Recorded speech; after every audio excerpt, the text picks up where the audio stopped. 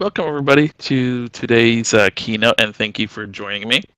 My name is Sreyeesh Garimella, for those who don't know, and I'm here to talk about something that lies at the heart of basically every successful game project is professional workflows. While tools and technologies change, the discipline of good workflow remains the foundation for consistent and successful results. To make this concrete, I'll use a small example called project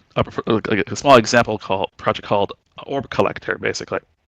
Now, this is not a real game. This is just like a case study for a game that may exist.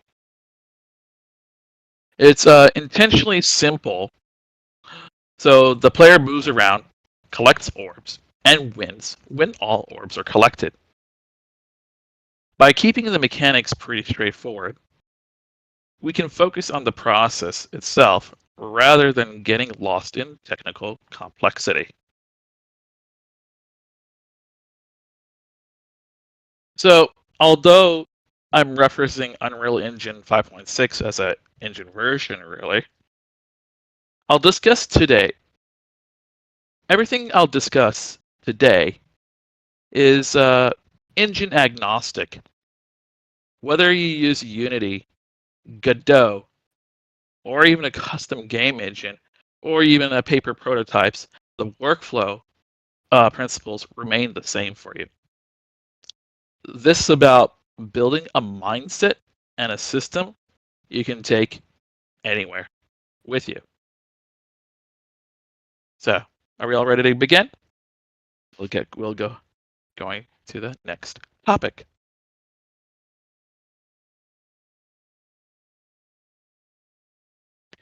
So, in this topic, we're going to talk about what is workflow. When I say workflow, I don't mean like a list of to-dos or a software tool, really. Workflow is the invisible architecture of your project, the habits, structures, and processes that carry you from the very first idea to the moment you ship your game, basically. It includes how you plan features, how you organize files, and how you separate systems, and how you test and iterate. It shapes the rhythm of your work and determines whether your project moves forward smoothly or constantly trips over its own feet. And I'm sure everybody has ran into that working on their own games here and also your own personal projects as well.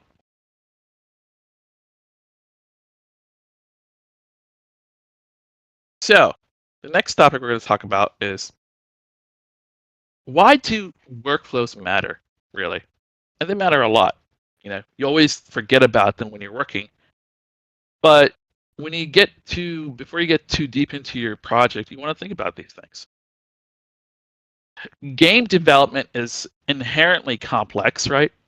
You're blending art, design, programming, audio, and user experience, and each one influences the others.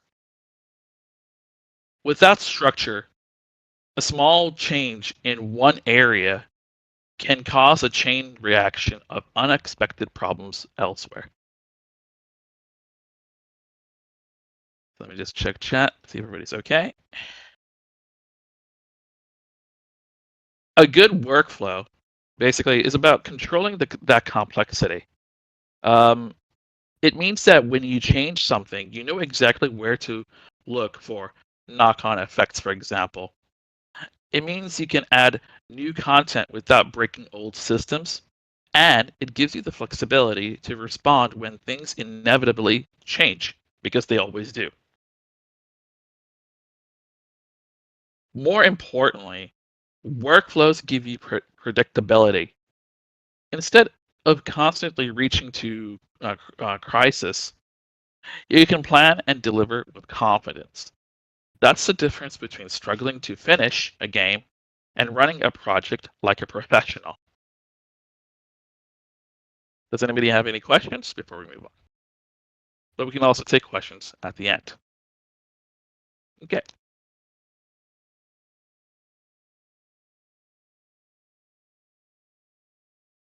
So let's continue next. So next, we're going to talk about the common pitfalls without workflow. Without a clear workflow, small issues compound into major obstacles. Files get scattered across random folders. Assets get duplicated because no one can find the originals. Critical logic ends up buried in unexpected places, making it nearly impossible to debug. Another major trap is scope creep. Here, the famous saying, just one more feature until the project becomes unfinishable. You know, you start with the focused idea, right? And this happens to all of us. But without a structured process, you start adding just one more feature, and before long, your project is bloated and unfinishable. I've seen lots of projects double or triple in scope without adding any real value, simply because there was no guardrail to keep them in check.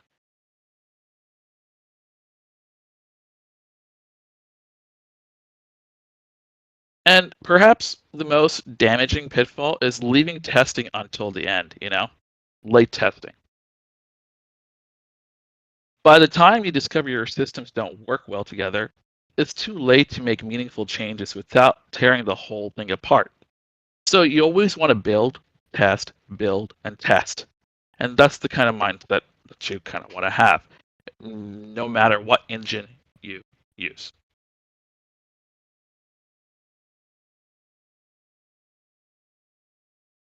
So let's continue. In this topic, we're going to talk about planning from idea to the core loop. For orb collector, the core loop is simple. We move, collect, and win, right?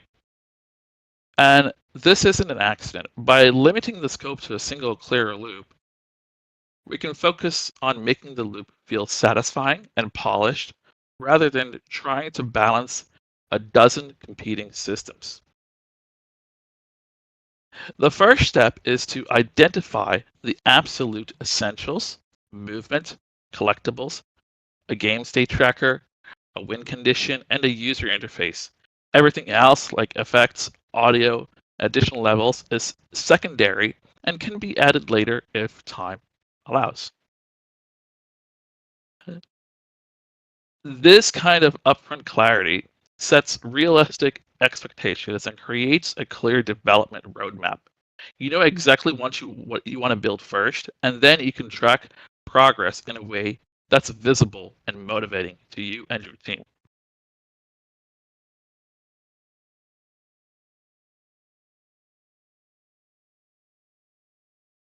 Okay, let me know if I'm going too fast, everybody. Is the pace okay?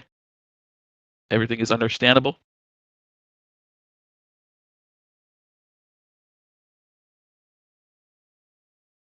All good? Okay, awesome.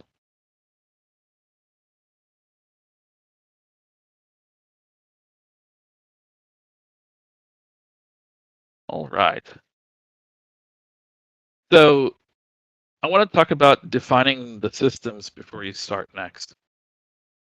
So every system should have a single clear responsibility. Player movement handles movement, not scoring.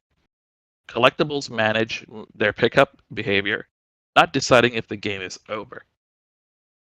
The game manager tracks how many orbs remain and whether the player has won. Now, again, this is an example game. The UI displays information, but it doesn't calculate it. So the separation of concerns make each system easier to understand, easier to test, and easier to change. If something breaks, you know exactly where to look. If you need to add a new feature, you know which system to extend with this mentality. This is the same principle you'll see in professional studios. And it's more important when you're working solo as well. Modularity isn't just about the code, it's about thinking about your game as a set of independent cooperative parts.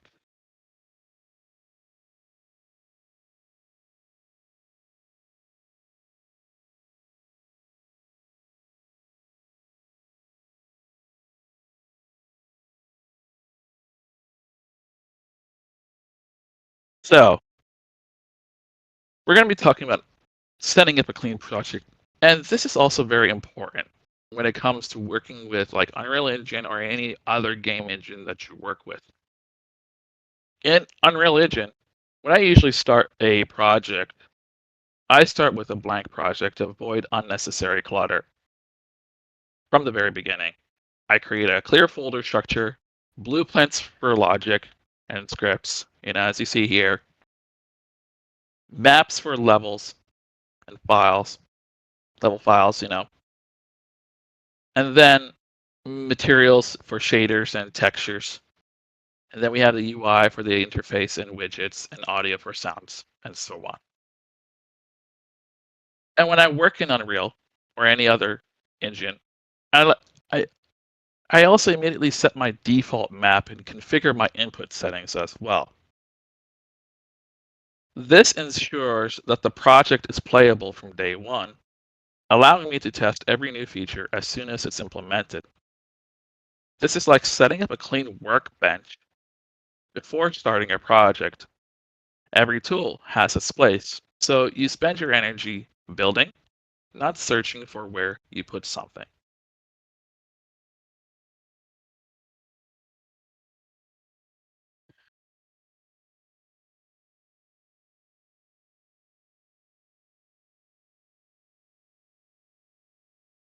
So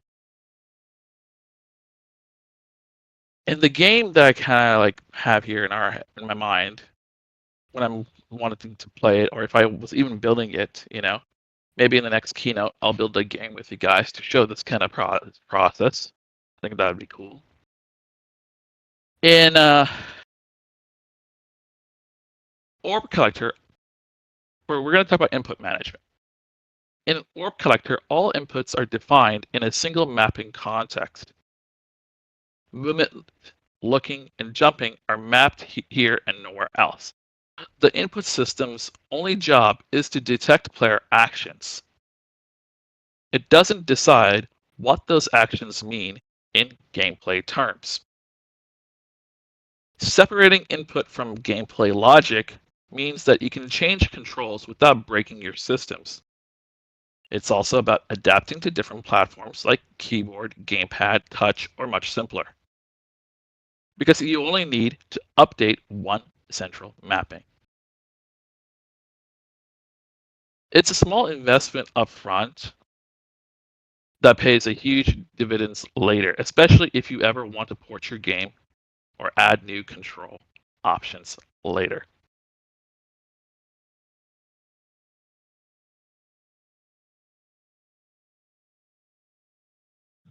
So now we're getting more into building the game and how we would approach a game in an engine or any other engine that we use.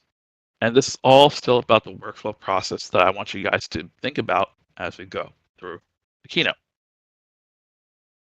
So before making anything, in this, we're going to talk about the blockout phase, which is the gray boxing, which I'm sure a lot of you are familiar with by this point. Before making anything visually impressive, I like to create a rough layout of the level using simple geometry only, cubes, planes, and cylinders. This is the blockout or gray boxing phase. The purpose here is to test the gameplay flow, how the player moves through space, how challenges are arranged, and whether navigation feels natural. By working in simple shapes, I can make big adjustments in minutes rather than hours. This step prevents you from wasting time building beautiful assets for a layout that doesn't actually play well. Any questions so far? Okay.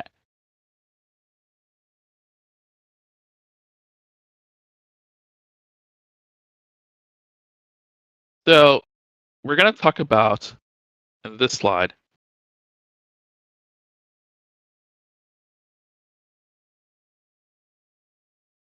modular level design for testing. Now, one of the things I like to do in like an Unreal Engine when working in it is that I like to create a level for each module that I want to test. So instead of testing on the main map, I like to create like smaller test levels that can help me understand, hey, this is going to work well, this is going to function, and is this going to um, feel right when it's put together with everything else. When you approach it from a modular level design for testing, it helps you break down a complex problem into a simpler problem, simple steps.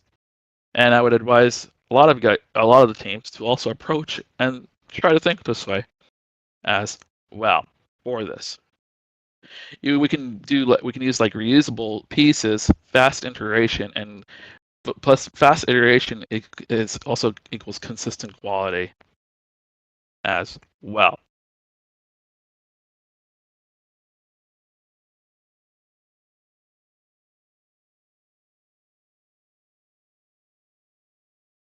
And then also going back to testing during the blockout, we want to have constant play testing, right? We want to test jump distances, for example, or slight lines or pacing, because when we test during the blockout phase, this gives us the advantage of iterating the design quicker rather than waiting until everything's finalized in the design. And we can have fresh eyes as well. Others can catch problems that we miss. And we can also have early feedback, which is really important during the development phase. We can find shortcuts and confusion points, which is really, really important. And then when it comes to doing testing during blockout, cheap fixes are really important as well. Changes cost minutes, not hours.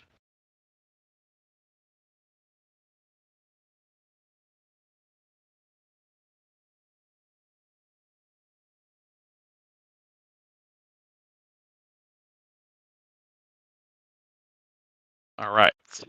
So hope everybody is doing okay. So I'm also going to go off a bit, and we're going to talk about game state management a little bit as well. This is more on the Unreal side, but it can be relatable in other workflows. The game manager is the brain of our game. It tracks how many orbs exist, how many have been collected, and whether the player has won. When an orb is collected, it decriminates the counter, and when that counter reaches 0, it triggers the victory state, right? So I want you guys to imagine the gameplay and how you would build a game based on what I was saying as well. This centralized approach means that one source of truth for the game state, the UI, doesn't need to count the orbs itself. It just asks the game manager. Other systems can subscribe to the state changes without needing to know the implementation details. This pattern scales beautifully. Like whether you have 10 orbs or 1,000, for example, and also this is all examples for a game, again. Whether you add power-ups for enemies, the game manager can handle it all through the same clean interface.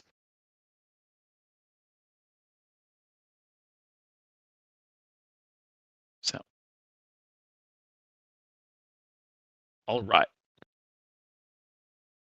So the next thing that I do want to talk about is also UI integration and data flow.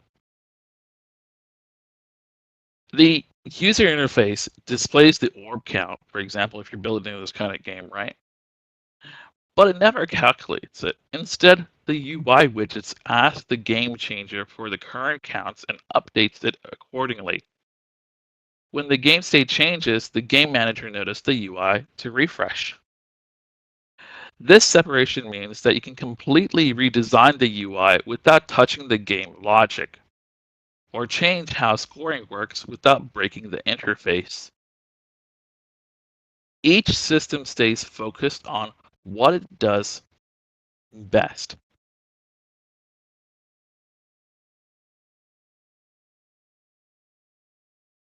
So I also implement, like when I like to work on these kind of games, like I say, I also like to implement the victory screen in the same way. When the game manager detects a win condition, it tells the UI to show the victory panel. The UI doesn't decide when the game is over. It just responds to that decision.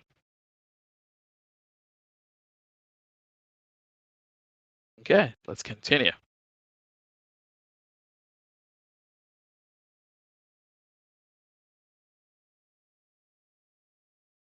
So now we talked about testing earlier, right? And in this slide, I want to talk about iterative testing and polish.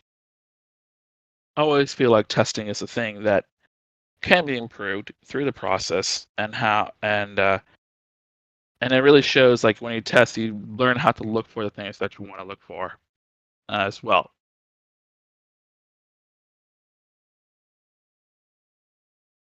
So with all systems working usually, what I do is I enter the polish phase. This means play testing repeatedly and making small targeted improvements. Does movement feel responsive? Are the orbs satisfying to collect? Is the victory feedback clear and rewarding, for example, in our make-believe game? I add particle effects, audio cues, and subtle animations, but only after the core mechanics are solid. Polish enhances good gameplay, and you can't fix bad gameplay. Each improvement is tested immediately, and if something feels wrong, I can roll it back quickly because each change is small and isolated. This is the difference between polish and feature creep. Polish improves what already works.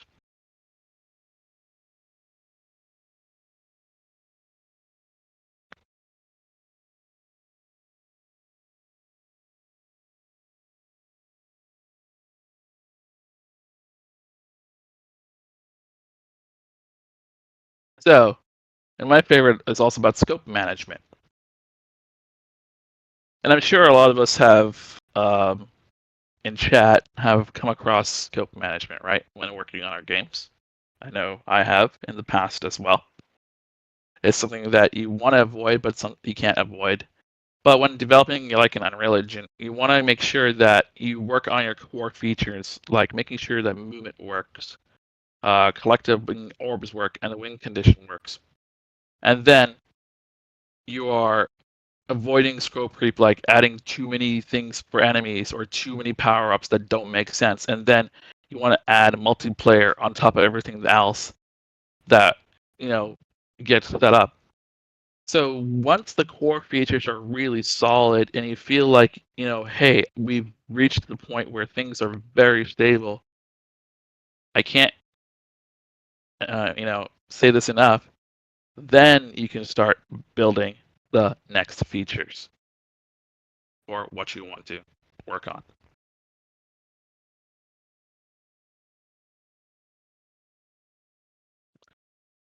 So with all this said,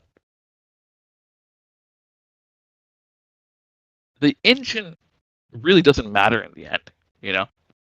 Whether it be Unreal Engine with blueprints and C++, Unity with C# and their visual scripting, and Godot with GD scripting, or a custom engine of your own choice, the engine doesn't really matter.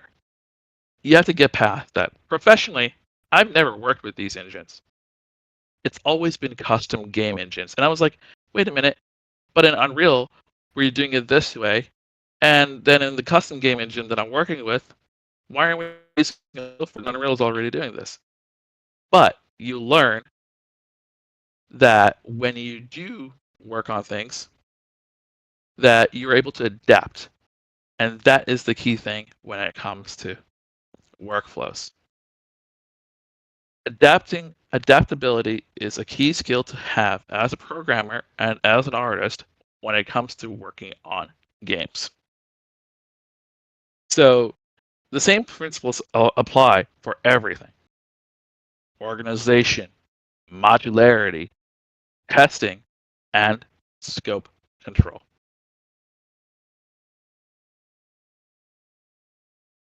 So this is a short keynote, and the reason I wanted to keep it short because I want you to focus on these kind of things when you are talking about those games. And when I do a keynote next time, I want to show the process in person of building the game and expand on top of these processes when we actually build a game together. So for the example game that we had in our discussion, the most important lesson from building Orb Collector, for example, is this: workflow isn't about following rules, right? It's about creating predictable, repeatable processes that let you focus on creativity rather than crisis management. You want to start with clear system boundaries, and you want to keep testing through the development, not just at the end.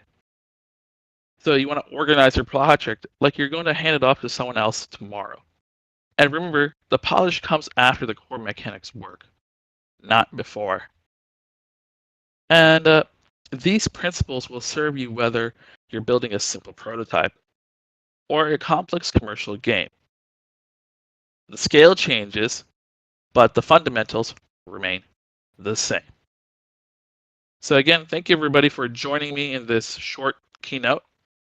And yeah, we can go ahead and open the floor for questions if we want as well.